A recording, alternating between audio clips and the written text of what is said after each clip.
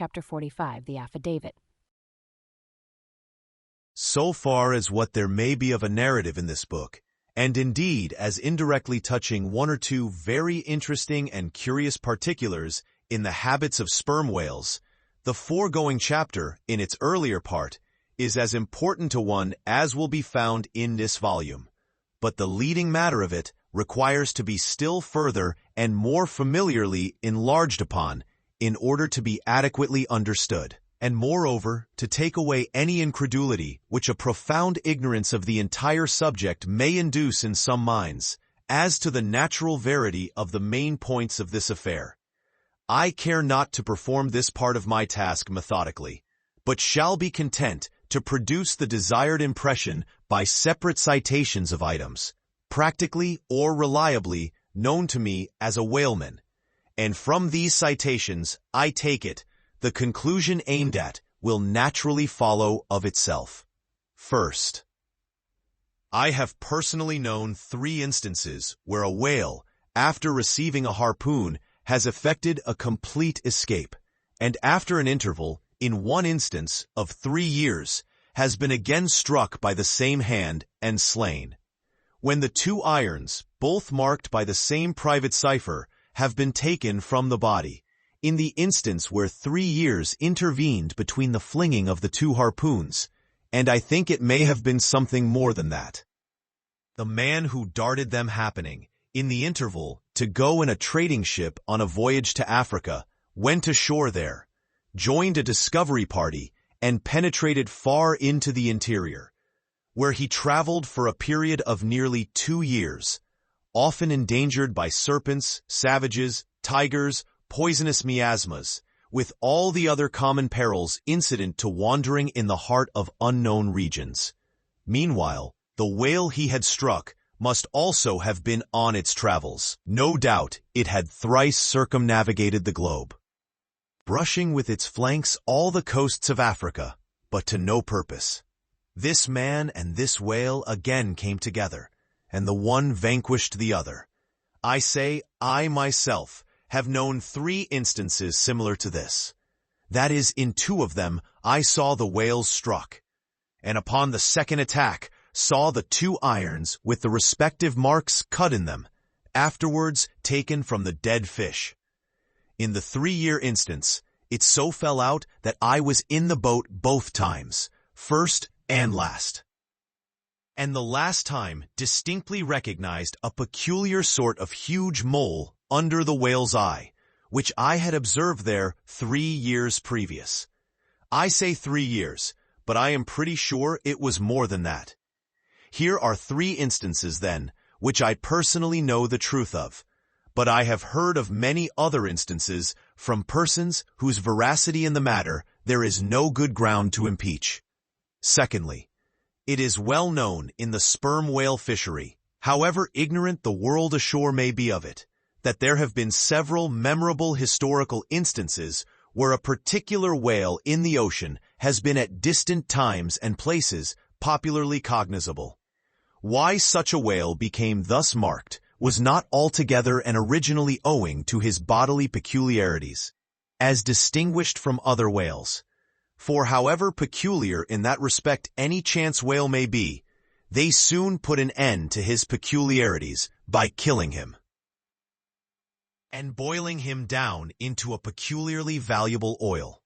No, the reason was this, that from the fatal experiences of the fishery, there hung a terrible prestige of perilousness about such a whale as there did about Rinaldo Rinaldini, insomuch that most fishermen were content to recognize him by merely touching their tarpaulins when he would be discovered lounging by them on the sea, without seeking to cultivate a more intimate acquaintance.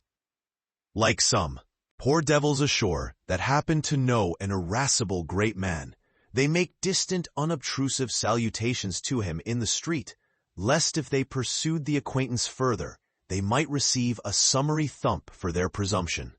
But not only did each of these famous whales enjoy great individual celebrity, nay, you may call it an ocean-wide renown. Not only was he famous in life, and now is immortal in forecastle stories after death, But he was admitted into all the rights, privileges, and distinctions of a name, had as much a name indeed as Cambyses or Caesar. Was it not so, O Timor Tom?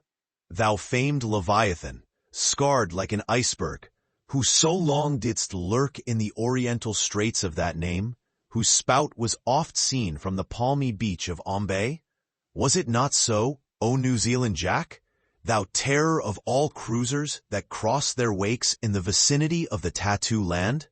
Was it not so, O Morquin, King of Japan, whose lofty jet they say at times assumed the semblance of a snow-white cross against the sky? Was it not so, O Don Miguel, thou Chilean whale, marked like an old tortoise with mystic hieroglyphics upon the back? In plain prose, here are 4 whales as well known to the students of cetacean history as Marius or Scylla to the classic scholar. But this is not all.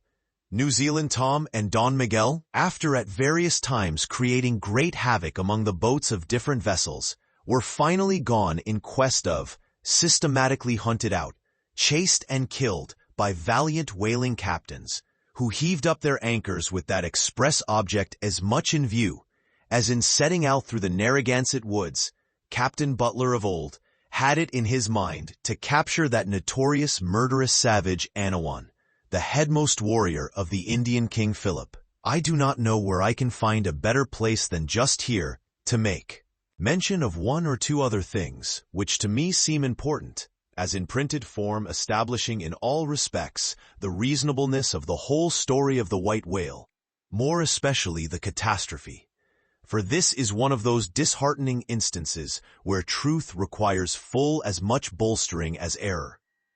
So ignorant are most landsmen of some of the plainest and most palpable wonders of the world, that without some hints touching the plain facts, historical and otherwise, of the fishery, they might scout at Moby Dick as a monstrous fable, or still worse, and more detestable, a hideous and intolerable allegory.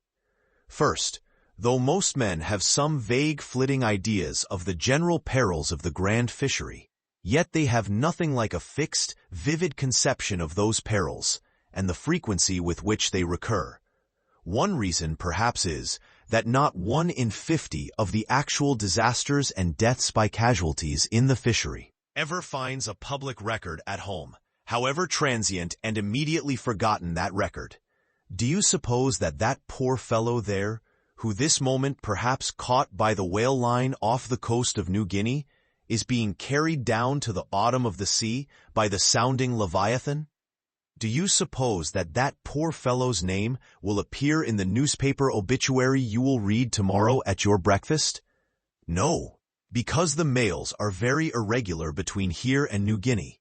In fact, did you ever hear what might be called regular news direct or indirect from New Guinea?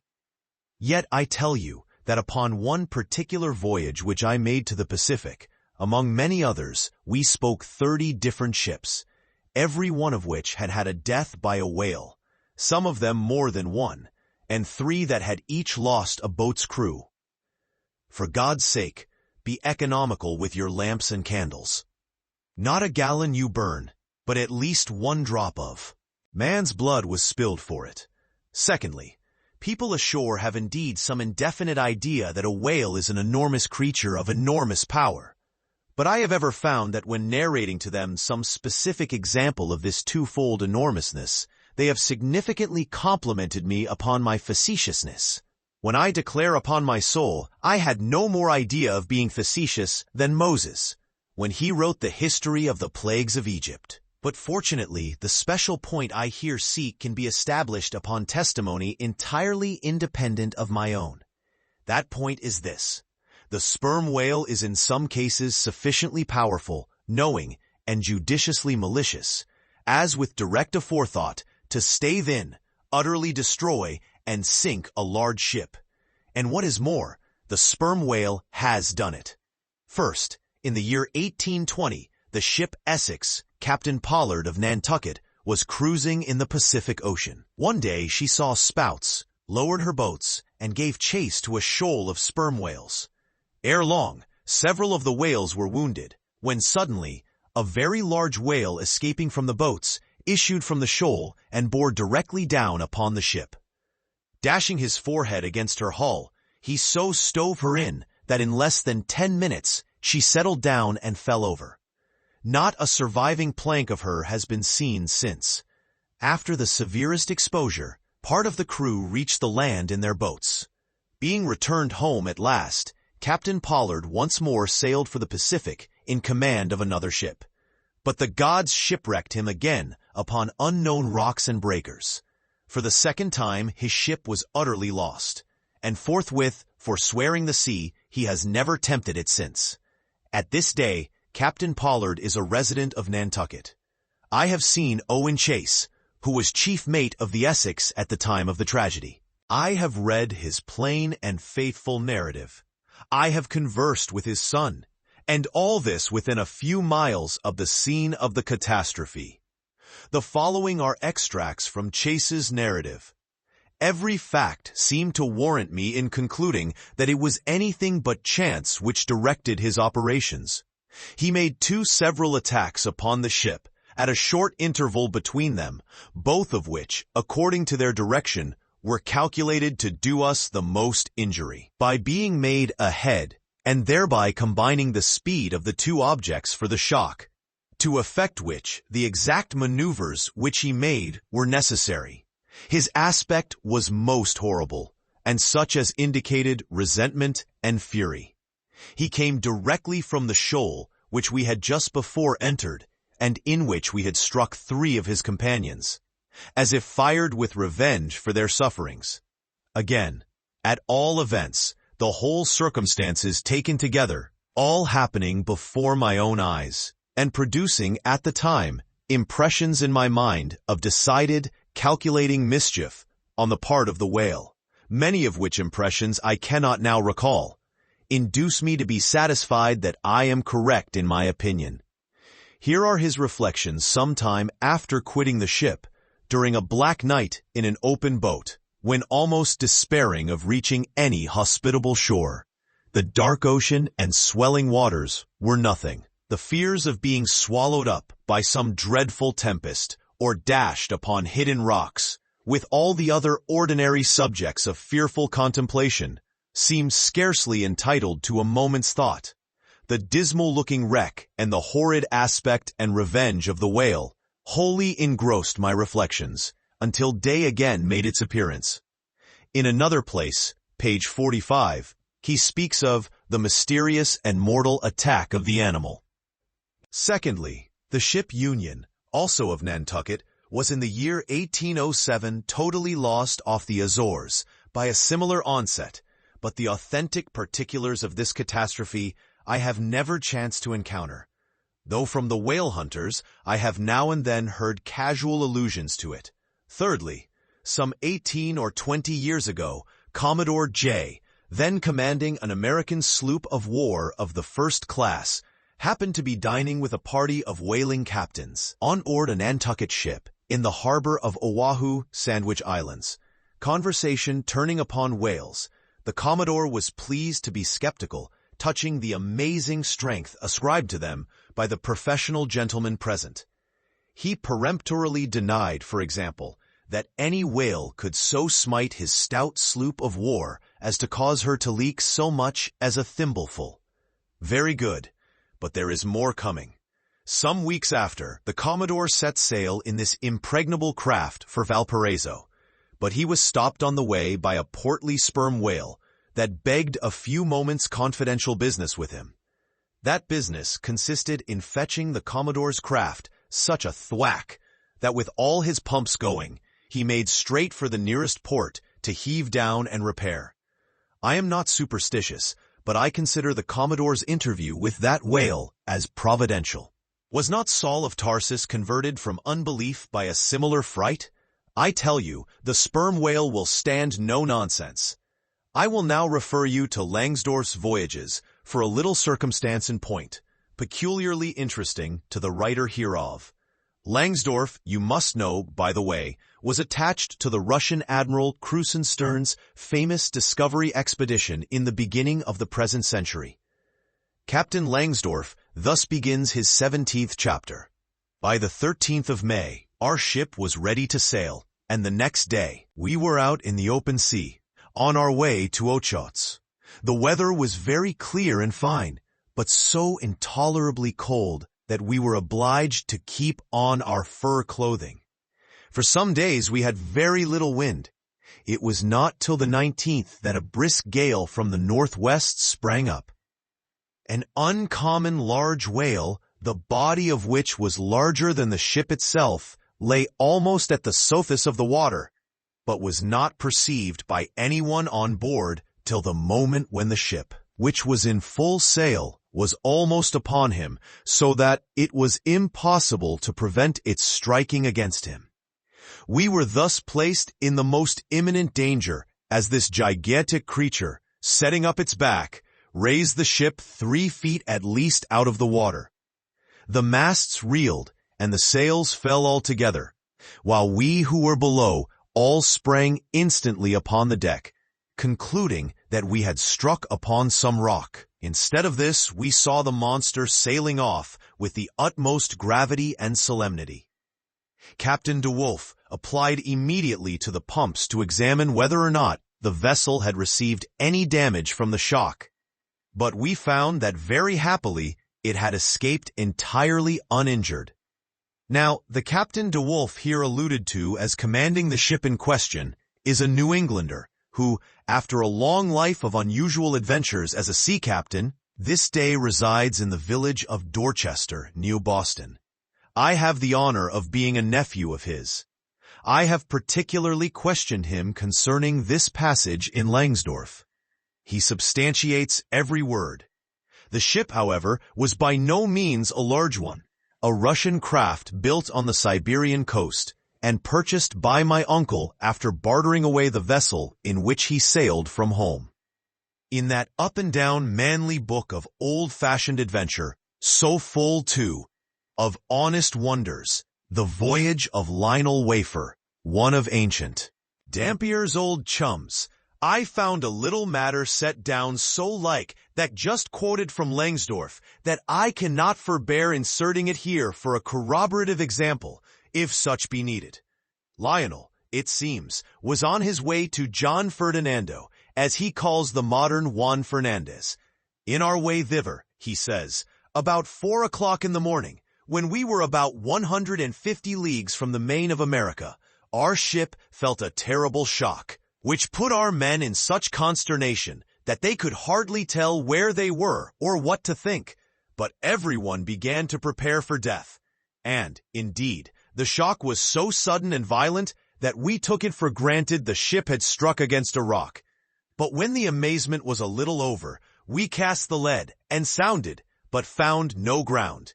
So, the suddenness of the shock made the guns leap in their carriages, and several of the men were shaken out of their hammocks. Captain Davis, who lay with his head on a gun, was thrown out of his cabin. Lionel then goes on to impute the shock to an earthquake, and seems to substantiate the imputation by stating that a great earthquake, somewhere about that time, did actually do great mischief along the Spanish land. But I should not much wonder if, in the darkness of that early hour of the morning, the shock was after all caused by an unseen whale vertically bumping the hull from beneath. I might proceed with several more examples, one way or another known to me, of the great power and malice at times of the sperm whale. In more than one instance, he has been known not only to chase the assailing boats back to their ships, but to pursue the ship itself and long withstand all the lances hurled at him from its decks. The English ship Pusey Hall can tell a story on that head, and as for his strength, let me say that there have been examples where the lines attached to a running sperm whale have, in a calm, been transferred to the ship and secured there, the whale towing her great hull through the water, as a horse walks off with a cart. Again, it is very often observed that if the sperm whale, once struck, is allowed time to rally, he then acts, not so often with blind rage, as with willful, deliberate designs of destruction to his pursuers. Nor is it without conveying some eloquent indication of his character, that upon being attacked, he will frequently open his mouth and retain it in that dread expansion for several consecutive minutes. But I must be content with only one more and a concluding illustration, a remarkable and most significant one, by which you will not fail to see that not only is the most marvelous event in this book corroborated by plain facts of the present day, but that these marvels, like all marvels, are mere repetitions of the ages, so that for the millionth time we say Amen with Solomon. Verily, there is nothing new under the sun. In the 6th Christian century lived Procopius, a Christian magistrate of Constantinople, in the days when Justinian was emperor and Belisarius general. As many know, he wrote the history of his own times, a work every way of uncommon value. By the best authorities, he has always been considered a most trustworthy and unexaggerating historian, except in some one or two particulars, not at all affecting the matter presently to be mentioned. Now, in this history of his, Procopius mentions that during the term of his prefecture at Constantinople, a great sea monster was captured in the neighboring Propontis, or Sea of Marmara, after having destroyed vessels at intervals in those waters for a period of more than 50 years. A fact thus set down in substantial history cannot easily be gainsaid, nor is there any reason it should be. Of what precise species this sea monster was is not mentioned, but as he destroyed ships, as well as for other reasons, he must have been a whale, and I am strongly inclined to think a sperm whale. And I will tell you why. For a long time, I fancied that the sperm whale had been always unknown in the Mediterranean and the deep waters connecting with it. Even now, I am certain that those seas are not, and perhaps never can be, in the present constitution of things, a place for his habitual gregarious resort. But further investigations have recently proved to me that in modern times there have been isolated instances of the presence of the sperm whale in the Mediterranean. I am told, on good authority, that on the Barbary coast, a Commodore Davis of the British Navy found the skeleton of a sperm whale. Now, as a vessel of war readily passes through the Dardanelles, hence a sperm whale could, by the same route, pass out of the Mediterranean into the Propontis. In the Propontis, as far as I can learn, none of that peculiar substance called brit is to be found, the aliment of the right whale. But I have every reason to believe that the food of the sperm whale, squid or cuttlefish, lurks at the bottom of that sea, because large creatures, but by no means the largest of that sort, have been found at its surface. If, then, you properly put these statements together and reason upon them a bit, you will clearly perceive that according to all human reasoning, Procopius's sea monster, that for half a century stove the ships of a Roman emperor, must in all probability have been a sperm whale.